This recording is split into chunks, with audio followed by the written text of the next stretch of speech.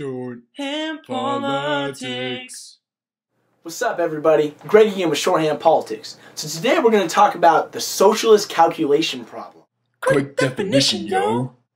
The Socialist Calculation Problem proves that no socialist government could ever run an economy more efficiently than a free market.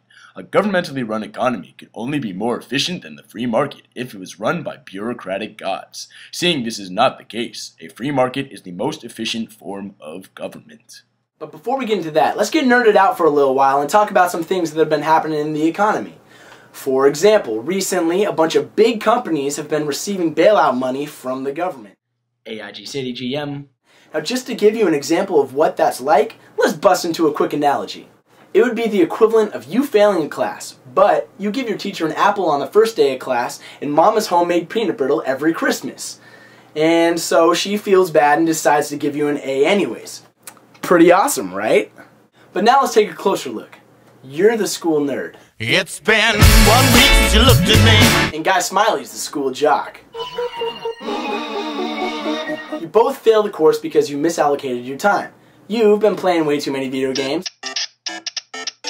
while Guy's been flirting with way too many cheerleaders. Now neither of these in and of themselves are bad things, but you didn't get the job done.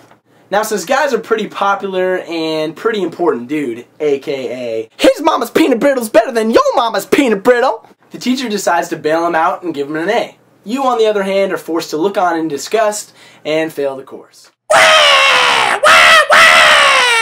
Now this is essentially what's going on with this recent string of bailouts. These big companies who get bailed out are misallocating money and resources just as much as these small companies who fail. Now I've never really had big company peanut brittle, so I can't really say I wouldn't make the same decision. But is it just me or does it seem a little bit unfair? Of course it's unfair. It's messed up. Why would you give a company who failed money so that it can squander it again and end up right back where it started? I'm true, Jim! Bless you. This is where the Socialist Calculation Problem kicks in.